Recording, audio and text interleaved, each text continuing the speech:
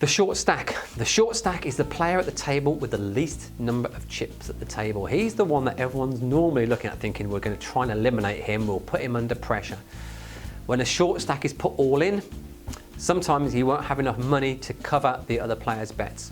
That doesn't matter, he can still push all his chips in and be allowed to bet just that amount. The short stack, sometimes they get put under pressure, sometimes people will bet against the short stack when they shouldn't. So it's not always the worst position to be in. You can quite often double through your chips when you're the short stack because people will try and get you out of the game. Side pots are when one of the or more of the players in the hand hasn't got enough to cover the entire bet. They go all in with the chips they've got. There's an excess that the other players at the table are playing for that they haven't been funded enough to play in the hand. That's called a side pot.